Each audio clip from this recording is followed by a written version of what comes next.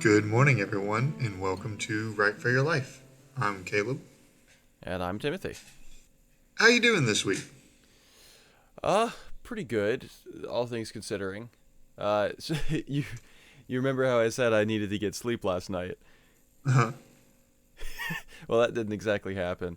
Oh, Um, what happened? I I just couldn't sleep. I have no clue why. Um, Went to bed at a reasonable time and just laid there. Like it wasn't even like my head was going at a like my brain was going at a crazy pace or anything. I just couldn't fall asleep. So I ended up reading for a while. Got to bed around like 11:30, I think. So we'll see how that affects me later today and tomorrow. I understand that. I don't know why. I have alarm anxiety, is what I call it. So if I have an alarm or something that I have to be at, especially right before I wake up or right when I wake up, I have a hard time sleeping and a hard time staying asleep because I get anxious that I'm going to miss the alarm. And that particularly happens on the days we record. That's unfortunate. It is unfortunate, but it's gotten better since we're now, I guess, 5 weeks in at this point. Oh yeah, this is episode 5. Cue the air horns and the bells or whatever celebratory noises there are. We made it 5 times farther than I originally anticipated. Well, did you anticipate 1 or 0? We're either infinitely further or 5 times further. Oh, nice. Yeah. I'm just going to say for right now that I hope that we would at least get one episode out. So I'll say 5 times further. By the time that the listeners are hearing this, it'll be 5 as of now. Technically it's not even 4 because there's only 3 episodes out while we're recording this, right? Yeah, there's only 3 episodes out Okay. right Okay, now. yeah. The fourth one does come out soon. I'm excited about that one. It should be good. It feels better. I don't know, recording feels better, editing feels better. All of this feels a lot better than it used to. Have you gotten used to hearing your own voice yet? It is normal now, and I am okay with that. It has definitely changed how I hear myself, Yes. but I think it's a more accurate representation because there is distortion of you hearing what your voice sounds like in your head versus reality. But it's aligned a little bit better, and I'll accept that. Yeah. You at least have a greater understanding of reality, whether it's a better reality or not. The truth has been revealed. We're going to do something special for this episode. I'm going to do a live reading. So it may not sound that much different, but it is definitely going to be different as this will be the first time that Tim is actually hearing this. You heard in the episode last week that Tim hears them usually once or twice before we begin recording, but this will be an actual live reaction from him, and it will be edited, but I will mess up a couple of times while I'm reading through. I usually do. I'm excited to hear that. That's going to be interesting. I have yet to hear you record any of these, so I always hear the edited version. Yep, you always get the final product. With that, and the fact that it's going to take longer than normal, I guess we'll see you on the other side. Let's do it.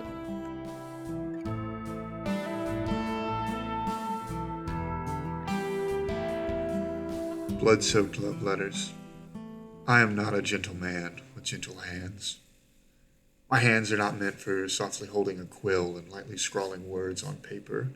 They're meant for crushing and maiming and devouring. They do not have hope or warmth or care in them. They have death and destruction written into their nature and etched into their bones. It has bound itself beneath my skin, making it more a part of me than my own flesh. They know only power and force. To hold without crushing would require me greater strength than Hercules could ever possess. I am not an eloquent man with eloquent speech. I am a babbling, rambling ruin. I cannot turn a phrase without the phrase turning against me. My lips and tongue are a weighty sack. They would be better used as a paperweight. At least then their weight would be removed from me. Then I could live in silence and not have to worry about looking foolish or becoming an unstoppable tide of vitriol and death. Then I would just be left with my crushing, maiming, devouring hands. I am not a wise man with enlightened thoughts. My thoughts are dreadfully, dreadfully short sighted, like a journey without a map. They take turns and arrive at places that I do not desire. Every time I try and follow their train, it quickly derails, leaving only a mess and a single thought of, how did we get here? If you were to ask a penny for my thoughts on the meaning of life, I could not tell you of its beauty or perils or direction or intent. I could only use my weighty lips and tongue to stumble to a place of sadness and regret. I would feel sorry for you, asking a fool like me to answer a question of such cost. I do not have a kind soul. My soul is a fire that makes the very pits of Hades sweat. Everything that approaches it is consumed in that very fire. It is all burnt to ash and scattered by the scorched winds that blow along the furnace. What my soul cannot burn, it bleeds. It drains it of all life, leaving nothing but the shell in its wake. I wish I had a kind soul. Maybe if I had gentle hands, eloquent speech, enlightened thoughts, and a kind soul, I could write what I really wanted to. As of now, I can only write blood-soaked love letters, and I cannot tell if the blood is my own.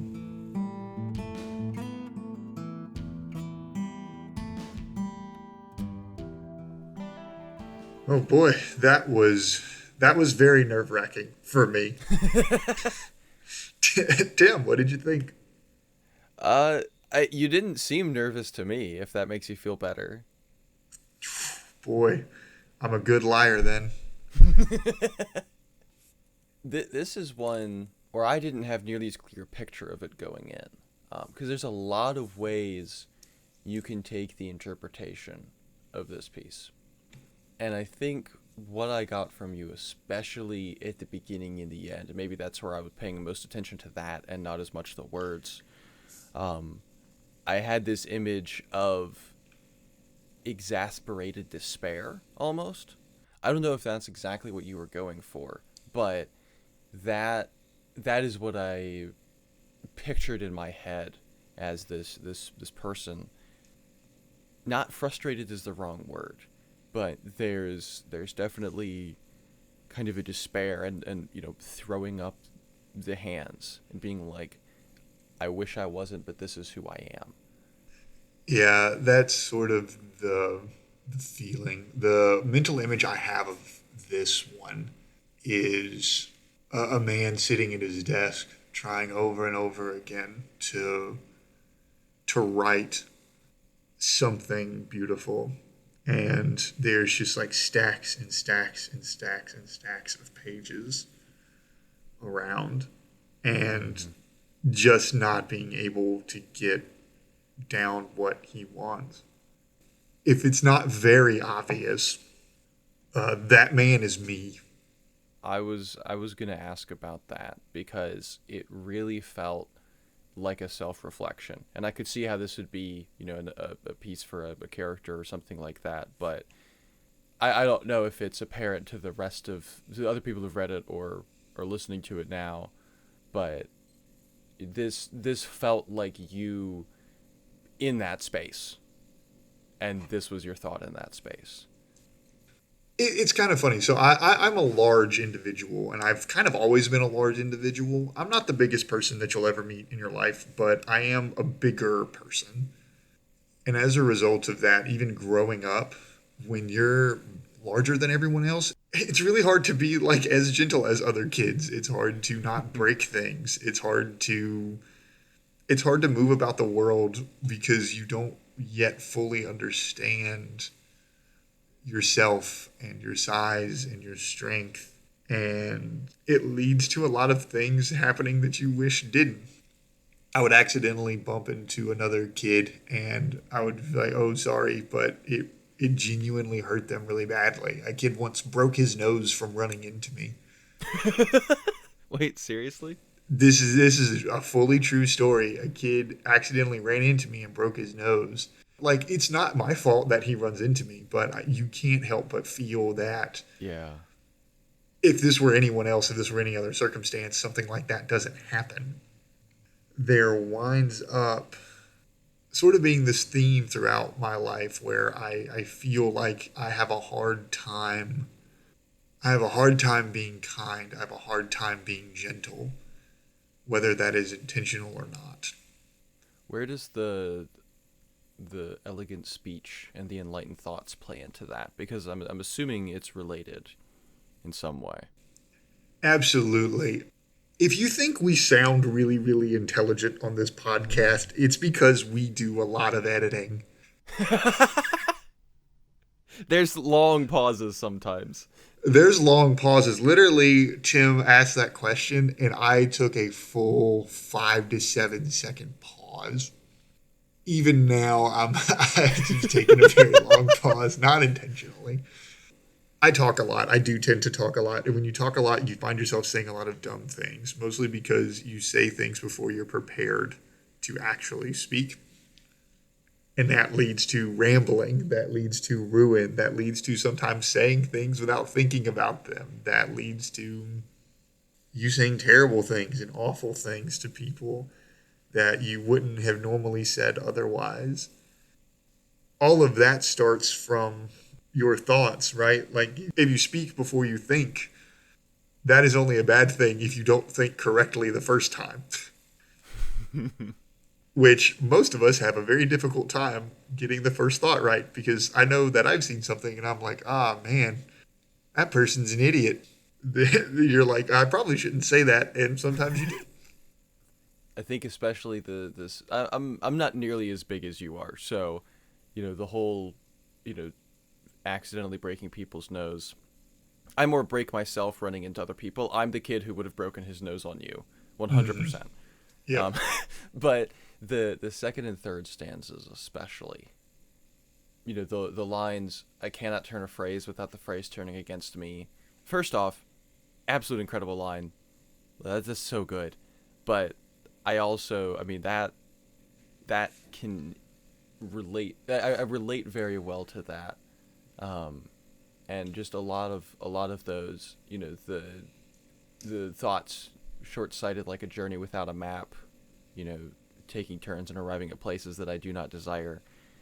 There's a lot of times where I feel like the things I say, the thoughts I have, the opinions I have on things, that they're just kind of there and it doesn't matter and they're not really worth anything.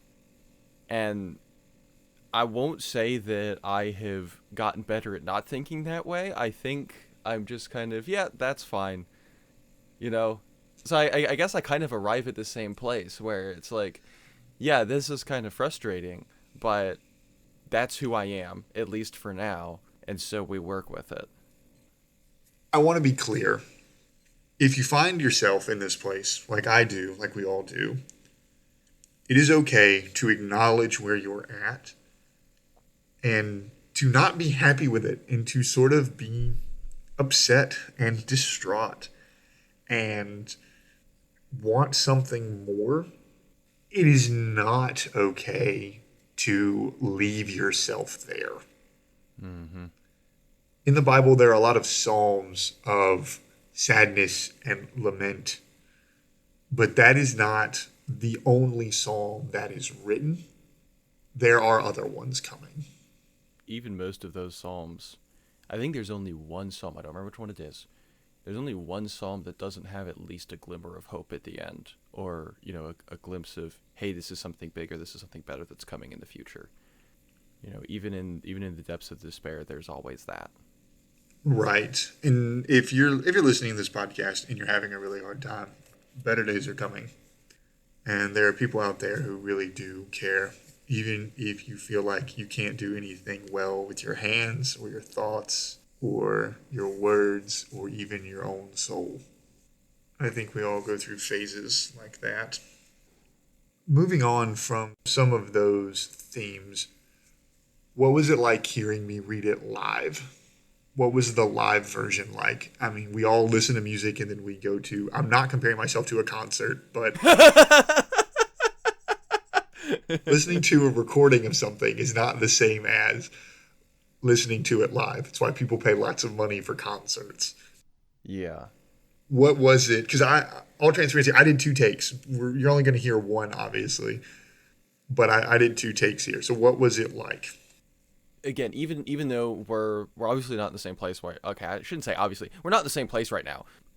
Halfway across the country or so from each other. So we're not.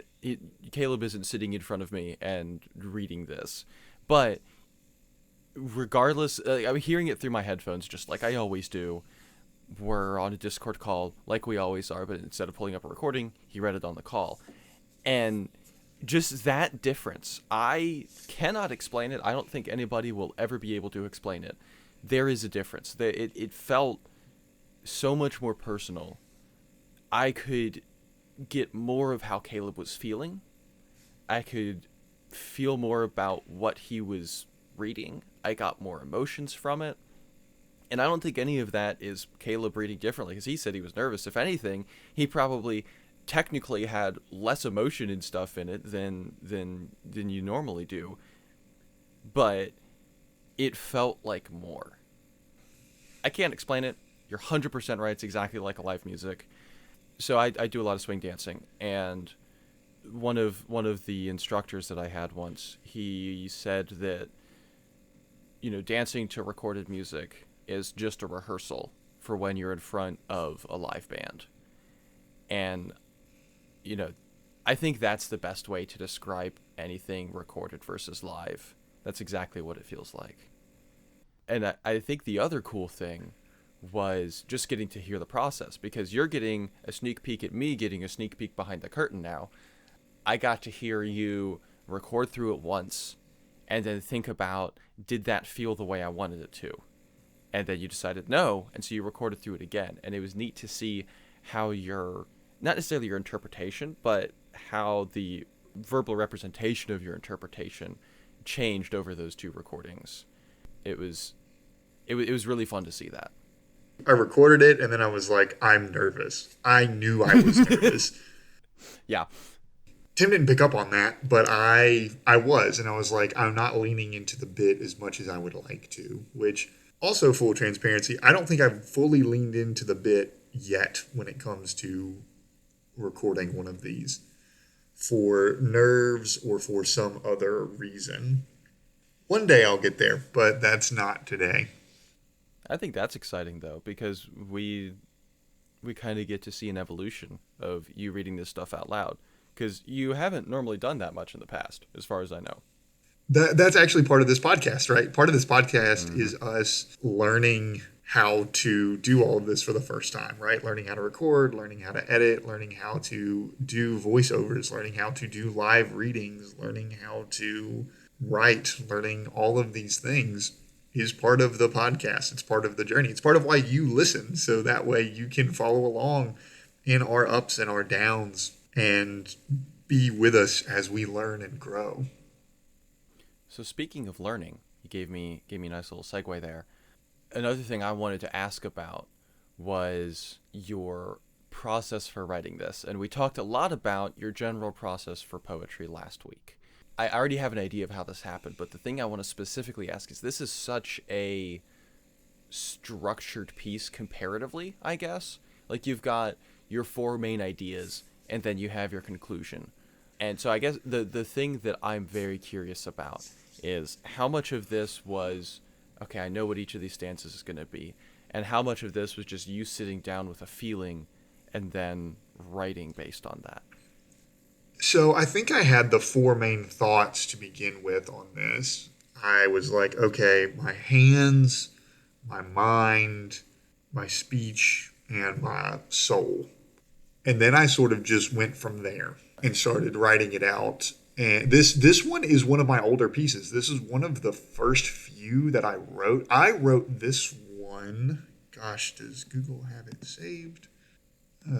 You will get to hear me clicking around like you heard Tim tapping on his keyboard last week.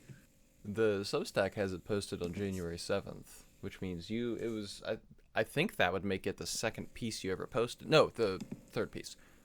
It's the third piece I ever posted. I wrote this piece well before the Substack. This piece was written on Halloween of 2024. Oh wow. So by the time you posted it, it was a year and a half old almost. Yeah. So this one was not written for the Substack. This one was written for me.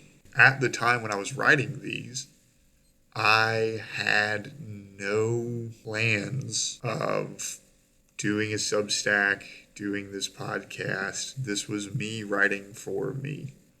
I think when I was going through, I tried to write the same number of lines per. I sort of just go for it. And what I did was is I went through and wrote it, and then I was like, okay, what are the patterns that I could actually pick out in here? And then once I decided the patterns I could pick out, I added to those and added lines and removed lines in order to make it fit that pattern and that structure. This is sort of a good look at the evolution of part of my writing over that sort of year and a half ish timeline. I mean, this was, gosh, at the time of recording this, a year, almost two, not quite 2 years ago. Yeah, about 20 months, I think. So I think that kind of gives two insights. Number one, I've been writing things like this for a long time, I guess a long time comparatively. And number two, sometimes you have to just write things and do things, even if they're not for the purpose or sake of literally anyone else. Because this is a piece of emotional expression for me. And that's what it was at the time. And this felt very vulnerable to share. But as far as the stanzas and things go, I had the four main ideas and then I wrote them out. And then I added and removed lines to make it fit the structure that I wanted to. I didn't know you'd written it so long ago. That makes it even more special because, it is, I mean, you wrote it because you wanted to. And it's an even more personal, in-depth look into something that you were experiencing because it was just, hey, I feel this. I need to write it down. Mm-hmm. That's really special. I encourage others to do the same. Whether it's writing or it's drawing or it's painting or it's sculpting, whatever your creative outlet is, I always encourage doing that creative outlet when it has no purpose other than just for you. Yeah, that's something that I personally really struggle with, and not necessarily for the reason that you might originally assume. Currently, I don't really have any intention of publishing books as at least a part-time or a full-time job, or, you know, releasing albums and trying to make money off of that or anything like that. So that's not something I'm personally gunning for. But when I make this stuff, most of it is because I want other people to experience it, and a little look into the worst parts of myself. I want other people to like it, and then therefore like me. So I'm not making it as a career choice, but most of the stuff I make to share. And you can interpret that in a positive or a negative light, depending on how you want to. Both are true. But I tend to be a very practical person. I'm a very pragmatic person. And it has taken a long time for me to even accept that it's a good thing, it's a valuable thing to make art when there's no practical purpose. And, I don't think I do that much. Like, hey, even my brainstorming stuff, I'm like, oh, I think this is fun. I want to show it to people. And that's not a bad thing. But I have not just sat down in a long time and just written something because I felt like it. I think I've done that maybe once or twice. And I'm always very embarrassed by the result because it tends to be more unstructured, more raw, more emotional. And in my opinion, not in a good way. Like, it's not good stuff. I've very much struggled with that side of it. And it's something I still really don't do much, if at all. I do understand that desire to share. I mean, it's why I started posting the Substack. It's why I approached you about creating the podcast. It's why I Yeah. want to write books. Like, we would love to make money off of this. Don't get us wrong, but that is not the purpose. The purpose of this is to share. Yeah. The purpose of this is not to profit. And when you make things to share, it is different than making them just for yourself. and it is definitely different than making something for a profit. Yeah. And you can make art doing any of those venues, but if the art doesn't mean anything to the artist, then what is its entire purpose? Right? Like if you make things that you're not proud of, and you make things that you if you make things that you hate because you feel like you're forced to make them, it's only going to make you hate doing the thing that you used to love. And to be clear, there's a difference between making something you dislike actively as a concept and then making something that you're not necessarily as proud of because you feel like you could have done better. One of those, the latter is normal, natural, happens to everybody. It's part of the creative process, and it always will be, no matter how good you get. The former one is the problem. I have no clue how we got on that tangent, but it was fun. I liked it. Well, just listen to the podcast. It'll tell us how we got there. I mean, I will listen through it again after you've edited it, so I guess I'll know at that point, and I'll text you and be like, I figured it out. I figured out how we got there, how that conversation ended up in the place that it ended up in after we spent 30 minutes talking about it. All right. What have you been working on this week? As of recording this, we're trying to get a little bit of a backlog, so that means it's a little confusing, which week is happening versus real time, but I guess it doesn't matter because they don't, like, you got the listeners, you guys don't know this, so I don't even know why I'm bringing it up, but we recorded Friday and now we're recording Monday again, so technically not much has happened, but over the past week, the only thing I have been doing creatively is prepping for some D&D stuff, because I just had the conclusion of an arc in one of my campaigns, and I can't say too much because at least a couple of my players listen to the podcast. Like, I had an idea of what the next arc was going to be, but actually planning out exactly how to do that, how to make the emotional beats hit, and how to do that in a way that's fun for the players, that took a lot of time. And then also on Saturday, I had a 9-hour one-shot session that I've been planning for about 6 months, and I drove somebody up from Memphis so we could play in person. It was an entire day of playing. I am still recovering from that, but just doing the final prep work for that, it was incredibly fun, but that took up all of my creative time and juices last week.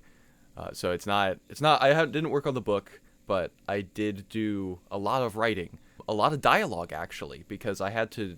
The way I was doing these one shots is I had like character intros, because I feel like in a one shot you've built a really cool character, and you don't necessarily get the time to showcase here's all the cool stuff about this character, because the one shot beats happen so fast. So what I like to do is I like to give each character essentially their own scripted intro, where they get to showcase, here's the cool stuff about my backstory, here's the cool stuff you need to know, here's what he can do. And this was a particularly important one because it is a sequel one-shot to a one-shot I did like about 6 months ago. And so all the characters are coming back, but they changed a ton because there were some changing time, like new timeline shenanigans, and so all the characters, we basically changed all their backstories a little bit, and it was really cool. And so we were showcasing all of that, and the day before the one shot, I was talking, it actually happened with 2 of my players, where we realized, oh wait, this is kind of a bland intro, we need to rework this.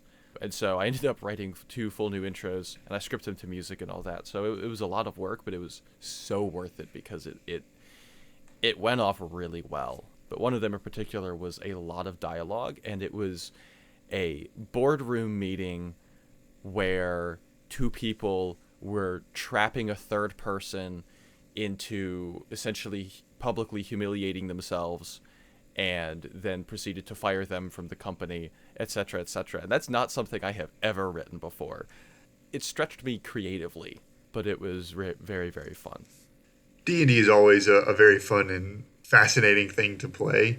because you really do get the opportunity to explore venues and styles that you normally wouldn't get to otherwise, particularly in a one shot where it's like the stakes are Mm-hmm. zero. If this goes horrible, if I hate this, if this is terrible, we just wipe it off and go about our business. That sort of lack of expectation really lends itself to trying new things. And I certainly tried some new things with this one. I don't think. Okay, maybe people do want to recap. If you want to recap, put it in the comments below, and we'll do a new segment next week that is recap of Tim's one shot. But I'll tell you later about it. It was really awesome. I did some very things that I've never done before, things I've never tried before, and it went so much better than I could have expected. I had fantastic players, and they're so good at crafting stories. All I had to do was set up the situation, and they just did it. It was great. We do tend to play with a lot of very brilliant people. We play with a lot of people who I would consider much better writers and storytellers than myself. Yeah, I would agree with that. Yeah, they're brilliant, and getting to play with them is always a pleasure. So what have you been working on? I rewrote my query letter. Oh, yes. Right. A couple weeks ago, I rewrote the opening chapter of my book. I mentioned that on here. And then the next step of that is revising my query letter. So what a query letter is basically a cover letter for your book. It's very important because it's the first thing that people see. First thing agents see when you submit to them. They see this query letter, which gives a rough overview of what the book is. It sets the tone, it sets the theme. And I have never been very happy with it. I've been okay with it. I think it's fine. But then I was like, well, once they get into the book, it'll make more sense and they'll understand. And that's not a good approach to take. It should be that this is as intriguing and as engaging, and it should compel them to want to read the book. But also, it should tie in well enough to the first few chapters that it all feels cohesive and it can tell them about where the story is going. Even though they only get the first couple of chapters sent to them, they know which direction the story is heading in. This is my third or fourth query letter. And that is like post-editing, post-reading, post-rewriting, post all of that other kind of stuff. So I think it's in a much better place. I had someone read over it to see how it compares to the other letters that I've written. And it's better. And I think the opening chapter is better. So it's about time for me to start putting the book out there again. All right. Yep, this is round 5 or 6, I think. Yeah. How are you feeling about that? I feel good. I feel better. I feel ready. And we just have to see where it goes. I really hope it goes well because I want other people to be able to read this book, and I want you to have gone through the experience of the editing, publishing, revising, all of that, like, in an official way, because I'm excited to see how that changes your writing in the future, if that makes sense. Like knowing what is coming from the books. Oh, absolutely. Absolutely. I'm going to say this, no one hold their breath. It takes an incredibly long time. Like, even if the first person that I sent out to does something with it, there are so many places that's like, if we don't respond in 6 to 12 weeks, consider it a no. Oh, goodness. Yeah, I don't know any other industry where a 3-month turnaround time is considered acceptable. That's me, though. And if that's the pace at which the industry moves, that's the pace at which the industry moves. Some people respond in 2 weeks, but there are so many that are like 8 to 12 weeks, 6 to 12 weeks, 6 to 8 weeks, 8 to 10 weeks. That's insane. Yeah, for a response. And then after that, they're like, well, if you don't hear anything after 8 to 10 weeks, it's no. So that means I will submit something and then set the most depressing calendar reminder ever, which is it's a no from company here, person here. It'd be so much better just to receive like a single word, just no, period, boom, done. Yeah. But I also understand they're very busy people. They have a lot to do. They're managing books. They're doing a lot of reading. I understand. I can understand, but I can also not like it. Yeah. Understanding something doesn't mean agreeing with it or like it. It just means that you understand why it takes so long. Well, that's really exciting. And I did get to read the opening chapter again. It was definitely cleaner. It was more cohesive with the rest of the book, and it did a much better job of setting up a lot of the questions that are going to be asked and answered, or maybe not answered, in the book, while still giving kind of the same feel, the same general atmosphere of it. Yeah, I'm very happy with the last line in the chapter. It's it's very evocative, and that's the entire purpose. Yeah, it really is like, ooh, I want to read this now, because you set up so much stuff that I am intrigued in at that point. And that I obviously don't care about it as much as I will halfway through the book because I haven't met the characters deeply and stuff like that. But it gives me enough to be like, yeah, this is worth reading. This is worth spending my time on. Good. That's where we want to be. Let's move into the last segment. This is also a long episode, but this episode length may be the new standard. We shall see. Yeah. Do you want to go first this time? Switch it up a little bit. Sure, I'll go first. What has been keeping me inspired this week is antique shopping. Oh. So, my wife and I are trying to fill out the master bedroom downstairs, and we're at the point where we have furniture, but we don't have anything hung up on the walls. So, it looks like the most fake staged house you've ever seen.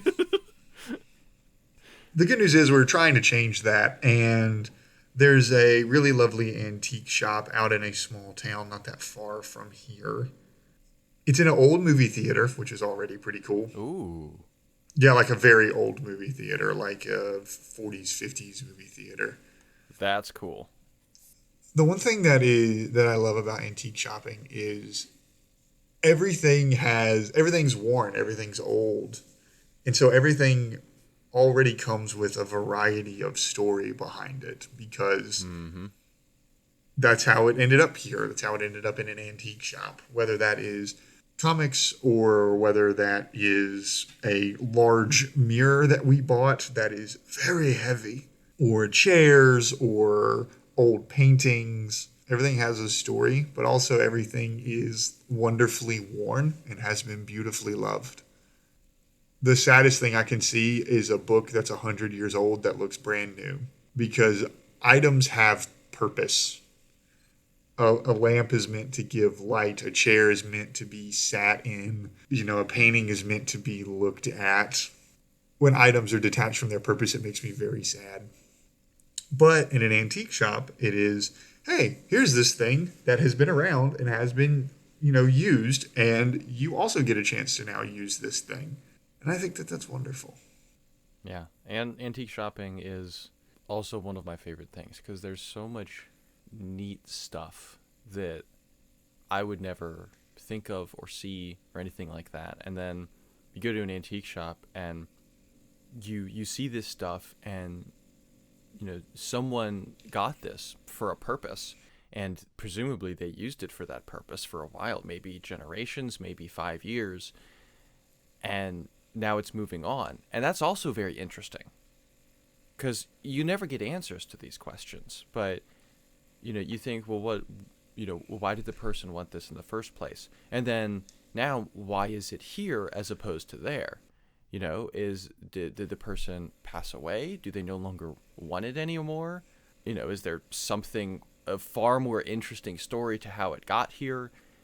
And the imagination kind of goes wild in places like that. Yeah, it's wonderful. You got to find your way up here. There are so many thrift shops and antique stores, and Financially, that's dangerous. well, that's why you walk in without a wallet. Yeah, or like a specific amount of cash or something and no credit card. Well, what has been keeping you inspired this week? So, a specific thing that I did over the weekend. My sister was in town for the D&D thing, and yesterday we ended up watching the first Spider-Verse movie, which is absolutely amazing. it's probably one of the best superhero movies ever made, in my opinion. But I had just, gotten off the high of the one shot and all of this writing and stuff. And so I was kind of watching it through a different lens than I normally do. I was thinking about the motivations of various characters, because that's the thing you have to think about a lot in D&D, especially as a GM. You gotta craft the stories such that the motivations of your characters lead them to the decisions that you want to have happen in the story. So I was thinking about especially the villain and his motivations, and I guess spoiler warning if you haven't seen the movie yet. Skip ahead. Caleb, you've seen it, right? Oh yeah, I've seen it. It's Okay, beautiful. okay, It's cool. wonderful. Yeah. So Kingpin, he's like, obviously there's a lot of motivation that we don't see. He's very clearly just a bad guy, and he's got a big company, he's got a lot of money, he's probably doing a ton of nefarious things. But in the movie itself, his specific motivation is bringing his wife and son back, essentially. His method of doing it is through another dimension, yada yada, science mumbo jumbo. But you don't learn this until almost at least a third of the way through the movie, and you see how his family died, and it's because they saw him as a monster and were running away from him. And the thing he takes away from that is regret. He wants to get them back, but to do that he becomes more of the person that drove them away in the first place. And so, at the end of the movie, again, he almost succeeds. And there are essentially alternate versions of his wife and son from other dimensions, and he's there, and he's doing the exact same thing that they ran away from in the first place. And they run away again. There's seeing his reaction, and then like him lashing out because of that. It's so good. It's just such good writing and character development. There is a trend now to make villains sympathetic, and I'm not 100% on board with it. I think there's a lot of room for it. I think having nuance is generally more interesting. But having a character who is evil, and the things they are doing you hate, and you want them to lose, but then still watching them go through this very human emotion because of things they've done, it gives you such a closer connection to the story, I guess. Because at the end, like, you're not sad that he loses, because he's done so many awful things, and you're happy that Spider-Man wins and all of that. But even though you don't agree with him, and what he's done is evil, you still understand how he feels. It's sort of going back to the purpose earlier, the purpose earlier that I said with the agents and the publishing companies, right? Like, you don't have to agree with it, but you understand. Yeah, exactly. Nice full circle. I think making a villain sympathetic and making a villain understandable are two different things. Oh, yeah, that's a great distinction. Yes, I could not have put it in those words, but that's absolutely what I mean. Yeah. I think that Thanos is kind of a good example of this as well, where you're like, I get it. I understand what you're trying to do. I don't really agree with it, but I understand it. As opposed to, this I'm sure this is one of the cliches that people go to, but the Cruella de Vil origin movie. Did you ever see that? No, I didn't see it because I was like, I don't care about the origins for the lady who wants to make fashion out of dogs. I think I'm okay. Yeah, it was basically, oh, feel bad for her because there's someone more evil than she is, and that was it. That can never be your standard. Yeah, it was so cheap, and it's so lazy, and it doesn't work because it doesn't connect, and it doesn't make sense. Like, how did she go from, oh, she's fighting back against this evil monster, to, oh, I'm gonna make clothes out of dogs? Like, that's a wild leap. But not every villain needs to be sympathized with. But if you can't make your villain understood, that's different. Well, and an interesting thing that was going through my mind when I was thinking about this is the villain I had for the one-shot, and I can say all this because the one-shot's done, The villain I had for the one shot is not at all like Kingpin. He does not have oh, I understand his emotions. I understand why he's doing this. And I feel I feel some sympathy towards him, even though I'm not sympathizing with him. The villain I had was completely selfish, very focused, very evil, no regard for anything. And again, his plot was understandable. Like what he was doing was understandable, but not in the same way. It was very inhuman in a lot of ways. And yet it was still interesting because it made sense. It was like, oh, okay, he wants this thing. I see why he wants this thing. And here's what he's doing to get it. It's not, you don't get the moment of, a little bit of sadness for what he's been through, or, understanding how his hubris has, led him astray or anything like that. It's just, oh, this is a bad dude and he wants to do things because he doesn't care about the consequences. And yet it was still really interesting. And I think that also goes into, you want to make them understandable, not sympathetic. They have to make sense. It has to be something that would be rational to the person in that situation. Even if it's extreme, it needs to be rational. You can have someone who makes an extreme decision, but it has to make sense that they made that extreme decision. Because of various magic and time shenanigans, it did make sense. Well, I mean, we're, again, over. Saying that we're overtime makes it sound like that we have a particular time budget, which I guess we're all given a time budget, and it depends on how you'd like to spend it. Oh, I was hoping you were going to say something like that. That was good. Thanks. And with that, I have nothing else clever to say. So, keep writing, keep listening, keep being inspired.